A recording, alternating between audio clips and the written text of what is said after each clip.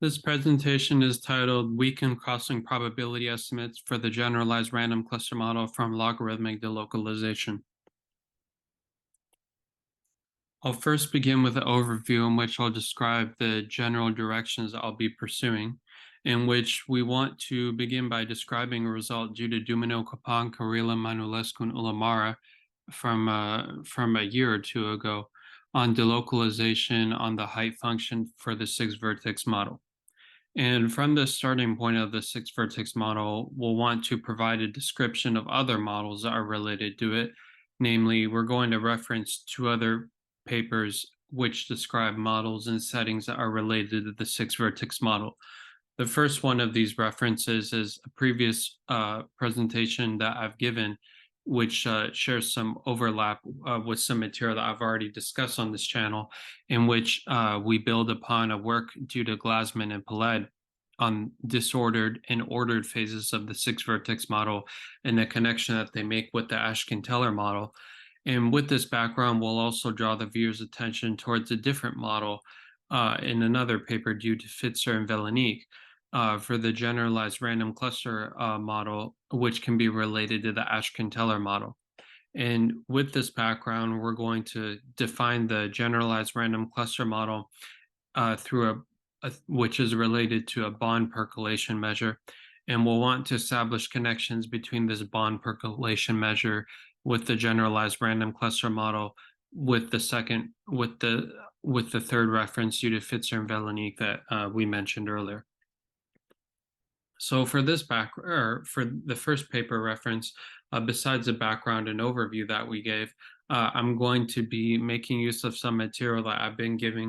I've given in another presentation in which I discussed a lot of background due to this paper, which is titled Delocalization of the Height Function of the Six Vertex Model due to Dumino, Capan, Carrila, Manulescu, and Ulamara. And in this paper, they show many things in which they establish Russo-Seymour-Welsh results, or RSW results for short, in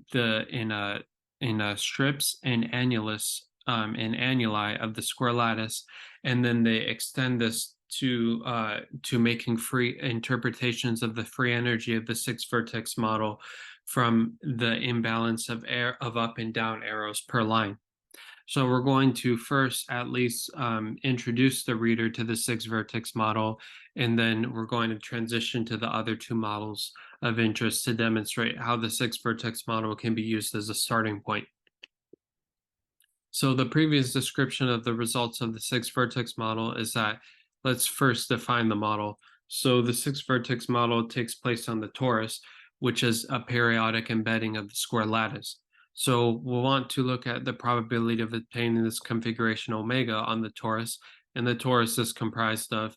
its own vertex set and its own edge set. And for a parameter n is even, which describes 1 degree of freedom or the length of one side of the torus,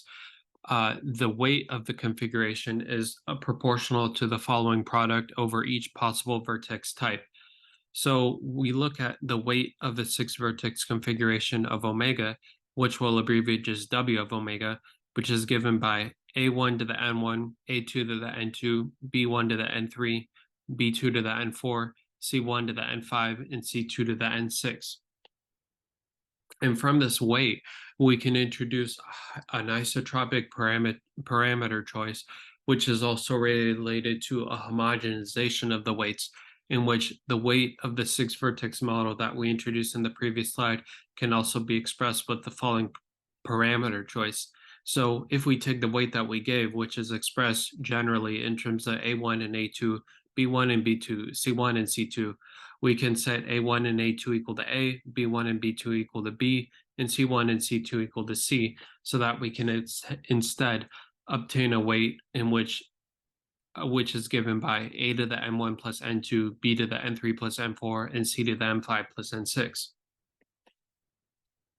But besides this homogenization that we can introduce to the six vertex weights through the isotropic parameter choice, we can also look to define the probability measure for the six vertex model from the weight of each configuration. So under the isotropic parameter choice and the weight of the six vertex configuration omega that we've been introducing in the last two slides, We can also introduce the probability measure, which is the weight of the six vertex model under the isotropic parameter choice normalized by the partition function of the torus. So it's just the partition function is just the summation over all possible configurations or weights of the configurations W of omega over the sample space big omega, or big omega. So this is just a summation over all possible weights that are supported over the torus.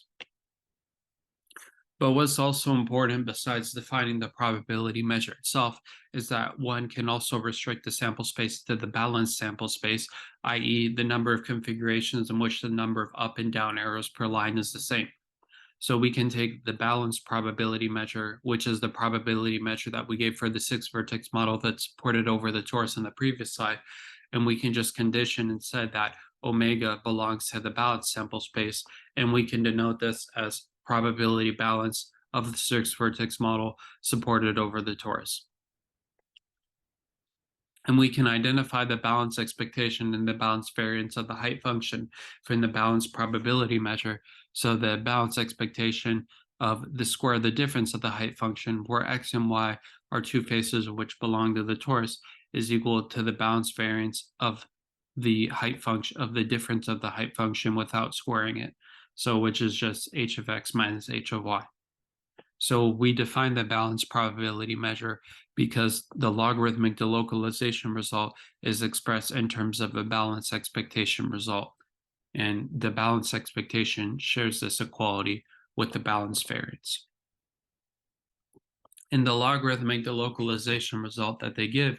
is comprised of a tight bound in terms of the logarithm of the distance function, in which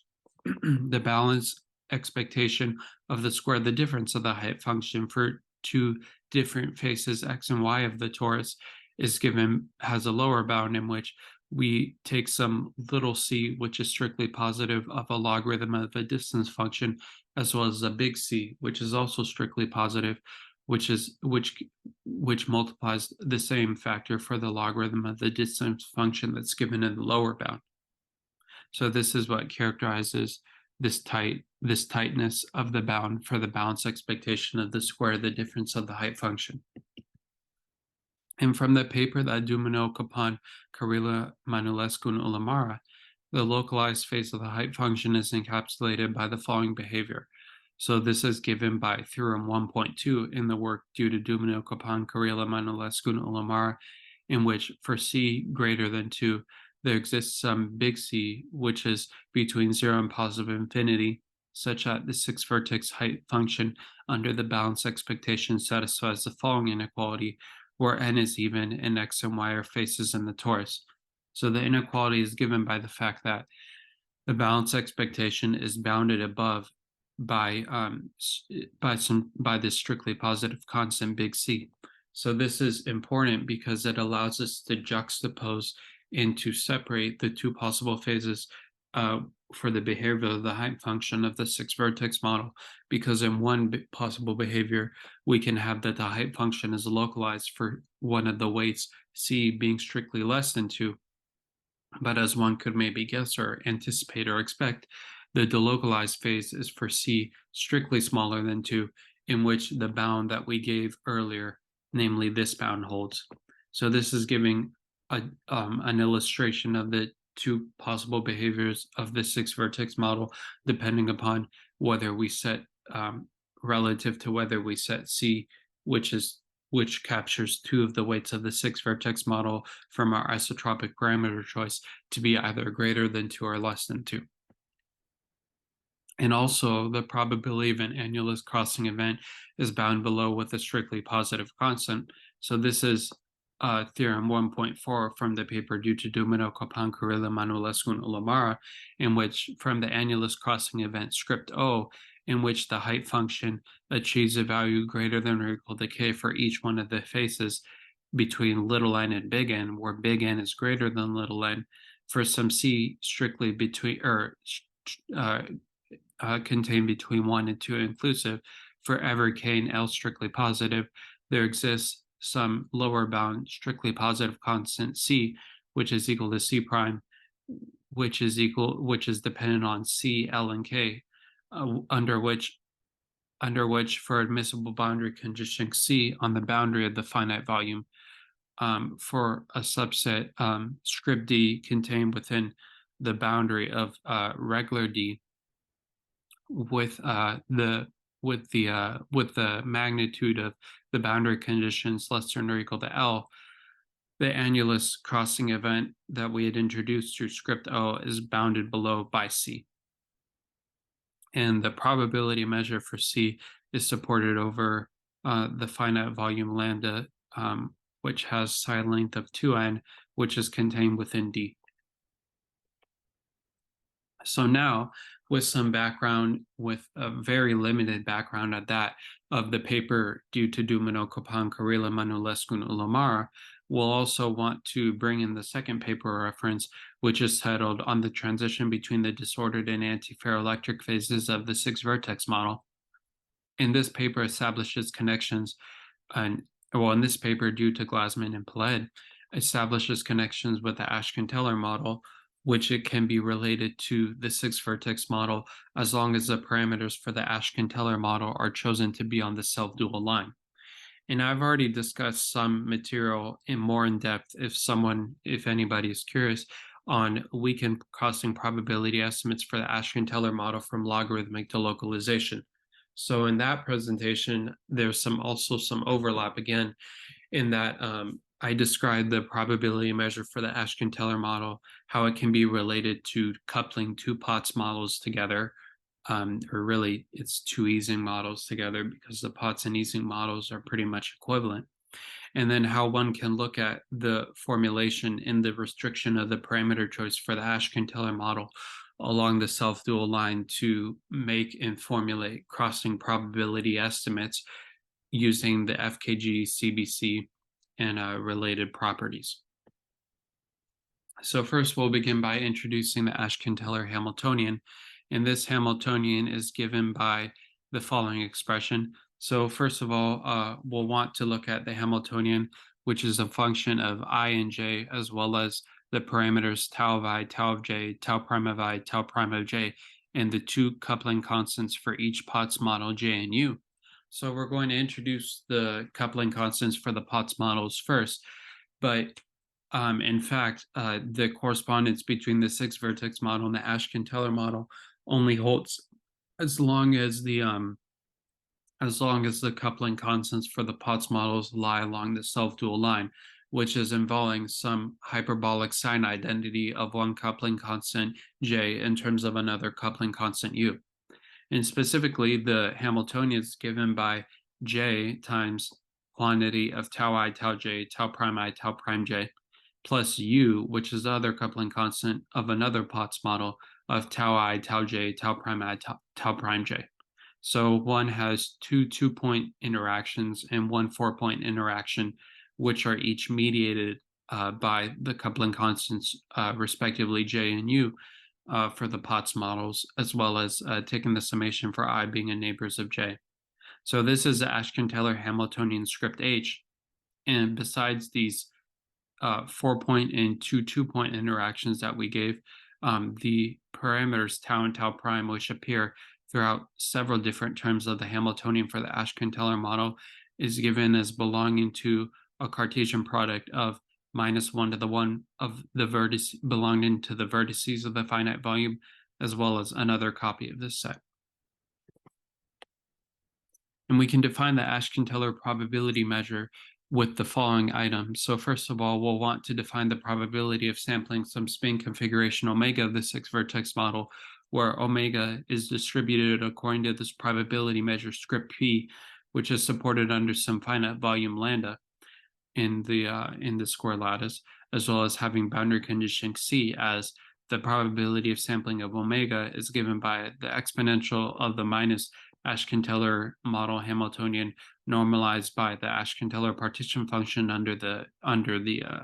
boundary condition C. And as in the previous case in the slide where we first defined the Hamiltonian, the partition function is also dependent upon I, j, tau j, tau prime I, tau prime j, and the finite volume lambda, which we'll just abbreviate as z of Ashkin-Teller of lambda. And it's also important to draw everyone's attentions to how the Ashkin-Teller model relates to the generalized random cluster model, which we're going to introduce, and what are the prospects of being able to make use of and apply crossing probability estimates for one model to the other. So we first started with logarithmic delocalization of the 6-vertex height function, which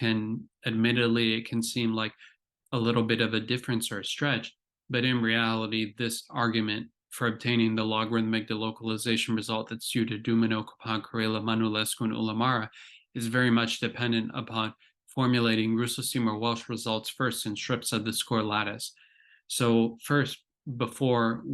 they proceed to interpret or making interpretations of the free energy behavior of the 6-vertex model, we can look to first be able to apply or make use of the results for different models, such as the Ashkin-Teller and generalized random cluster models in strips of the score lattice, which is the same environment, in which we can make use of different properties for the FKG in comparison between boundary conditions, which we're describing on this slide.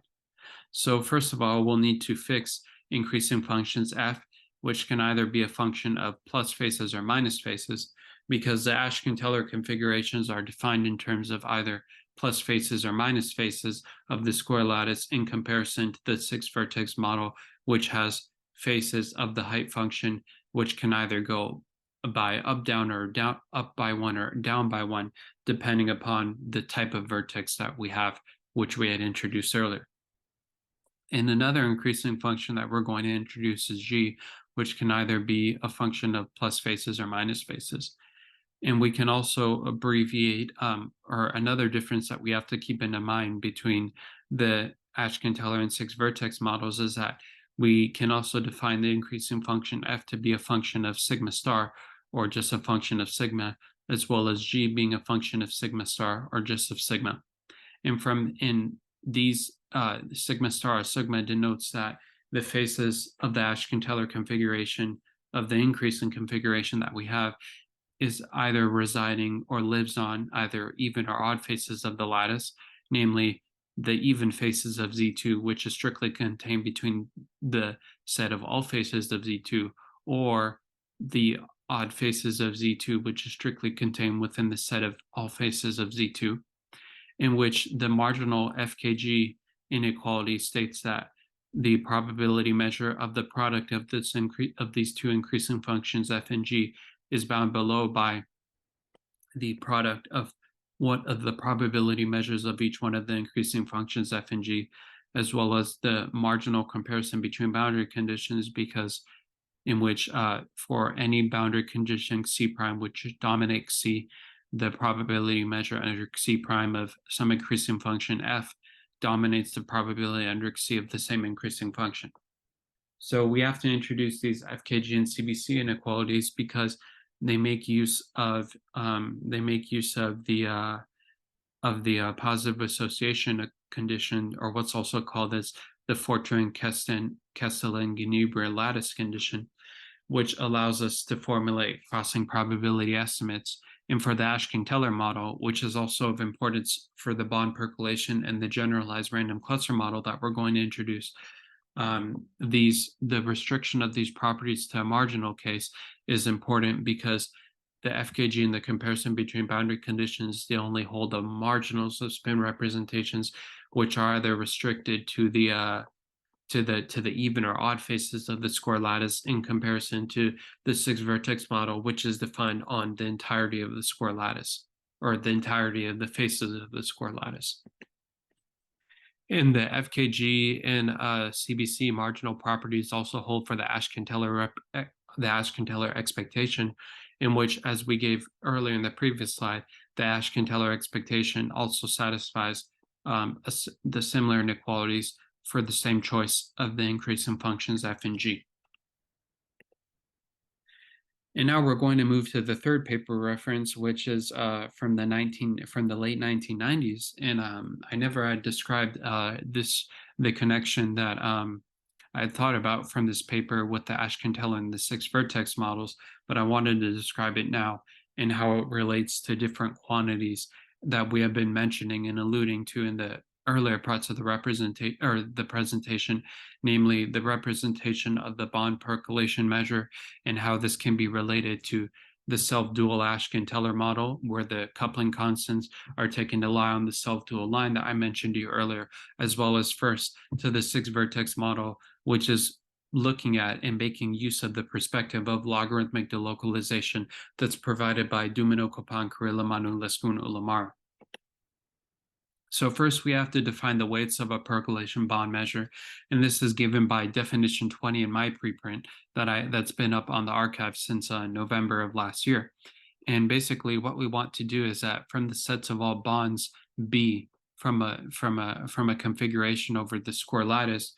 which we'll denote for short as script B, we can introduce the following four probability measures. So we're going to introduce different types of probability measures depending upon the coordinate of the square lattice that we're looking at. First of all, we have the 0,0th coordinate, which is given by A0B. So this probability measure, this first probability measure on the 0,0th coordinate is given by a function of the bonds of the set of all possible bonds from the square lattice, at which we denote A sub 0B. While similarly, the second probability measure, which is a function of the coordinate 1, 0, is given by A sigma of B, and the third probability measure of 1, 1, of lambda B of 1, 1, is given by A sigma tau of B. And finally, the fourth probability measure, lambda B of 0, 1, is given by an expression A tau of B. So we're basically looking at the action of this probability measure lambda, which is dependent upon the set of bonds that we can look at over the square lattice, in which we either accumulate different coefficients for the A function, which is a function of the bond parameter, in which we either respectively look at A, or we look at 0, sigma, sigma tau, or tau. And over these bonds, we will form a generalized percolation measure before we make the generalized percolation bond measure. So they're a little bit different. But over the set of all bonds, this generalized percolation measure is given by lambda of B. So script B again is just the set of all bonds over the square lattice, in which we look at lambda B of n of sigma, n of tau, which is equivalent to these underlying configurations that we're taking the weight of under the lambda B, which is the set of all bonds of the square lattice, is given by lambda of script B of n sigma B n tau B, which we'll just abbreviate as n sigma B n tau B of lambda script B. So this is just demonstrating first how one can introduce four probability measures for the percolation bond measure, and how we're going to further make use of these quantities to define the generalized random cluster model that we've been mentioning and building up throughout the entire presentation. So this is how we make use of the percolation bond measure, which is we look at the weights from each one of the four probability measures that we gave in the previous slide, namely lambda B of 0, 0, lambda little b of 1, 0, lambda little b of 1, 1, and lambda little b of 0, 1. And each one of the products, we take over the set of B, where B belongs to the set of all bonds, script B over the square lattice, in which we also impose a restriction under each one of these four product terms that NB is equal to 0, 0, NB is equal to 1, 0, NB is equal to 0, 1, or NB is equal to 1, 1. And this can be rewritten in terms of the weights that we gave in the previous slide, namely A0B for the first product, A sigma B for the second product, A sigma tau for the third product, and A of tau for the fourth product. And for the configurations of bonds, which is given by underlining N. So it's just a slight difference in notation from the N that we had introduced in the previous slide. And recall, as we had just mentioned, but just to reiterate, the equality between these two products, these two probability measures with four product terms, each of which are over the set of bonds script B and in each possible choice of the bonds n sub little b, is possible because we have these probability measures. Is possible because we have these probability measures over each one of the zeros, A0, A sigma, in A sigma tau and A of tau terms. And we also have to define notions of set connectedness.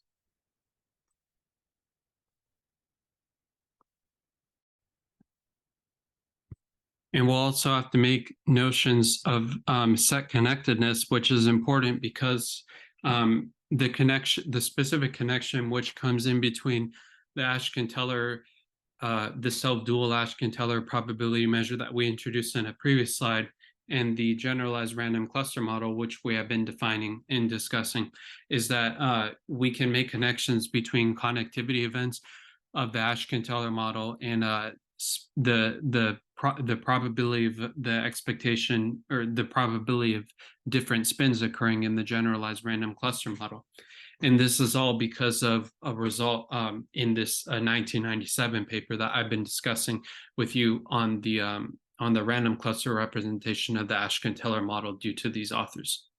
So what they do for the set connectedness part is, so in definition 21 of my preprint, how I organize it to describe and lay out their results, they describe a notion of set connectedness for the generalized random cluster model, in which for some bond configuration underline n, which we have been introducing earlier, we can denote I and j being connected in sigma as being called a sigma connectivity event between the sites I and j, in which we say that these two sites I and j are connected if T0 is equal to I and there are an intermediate, there are k-1 intermediate or k-2 intermediate T's such that the final Tk is equal to j, in which from the sequence of these T variables that's given above, n sigma of tau of Ti plus Tj for each one of the Ti's and Tj is equivalently 1 for all I between 0 and k-1. So we basically define connectedness with respect to the sigma parameter, which first appeared in one of the probability measures that we had been giving for the lambda B factors before defining the bond percolation measure. And from the bond percolation measure, we can then finally proceed to formalizing and describing the plus generalized random cluster measure. So under definition 23, as I've described it in my preprint, this is given as the generalized random cluster probability measure with plus boundary conditions that's given by Pfitzer and Velenik in their work. So from the generalized bond percolation measure that we provided in definition 20 a few slides ago, we can denote the generalized random cluster measure expressed in terms of the four product probability measures that we have given in the previous slide, in addition to the fact that we have a Q sigma of term and a Q tau of term, which are weights given under n of sigma and n of tau, which are just some other types of quantities that we introduce for the set of bonds over a finite volume lambda, which are either satisfying a sigma choice or a tau choice, which is given by an action of the probability weight lambda b, which we have been defining in a previous slide to first get us started in discussing the generalized random cluster model. In this configuration, which we're going to sample conditionally upon Q of sigma and Q of tau, is given that it satisfies plus boundary conditions over the finite volume. So this is demonstrating how one can make use of the four probability measures that we first introduced for the lambda b terms, as well as the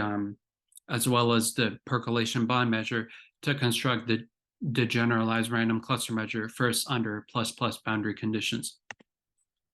And similarly with free boundary conditions, by making use of the same construction and the same steps which we have been describing, we can introduce a generalized random cluster probability measure under free boundary conditions, in which the numerator of the expression takes the same type of form, and then the denominator of the expression is very similar to what we had given in the previous slide for the plus boundary conditions probability measure, the generalized random cluster model, with the only difference is that we're taking the summation for the normalizing constant of the probability measure under free boundary conditions instead of plus boundary conditions. And now, as we're nearing the end of the presentation, for an overview of how one can make use of crossing probability estimates, which were approved and argued for by Dumino, Capon, Carrilla, Manulescu, and Ulamara for the localization, the logarithmic delocalization of the height function of the six-vertex model, which can also be used for the self-dual Ashken-Teller model. This is the actual equality between the self-dual Ashken-Teller model that's given on the right-hand side of the inequality under plus-plus boundary conditions, as well as the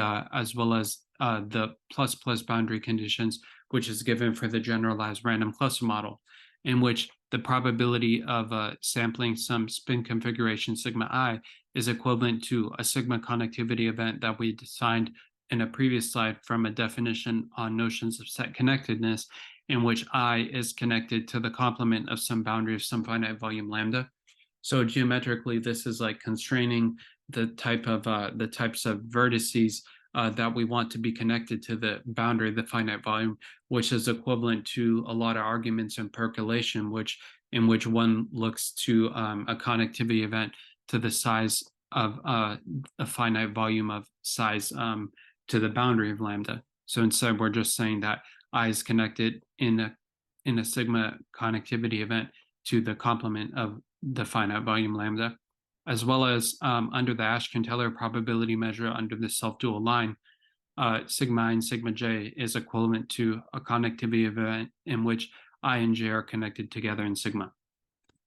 So by making use of these two equalities, one can port over and one can make sense of different types of events which are formulated for the random cluster model in terms of the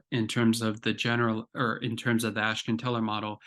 in terms of the generalized random cluster model. And this just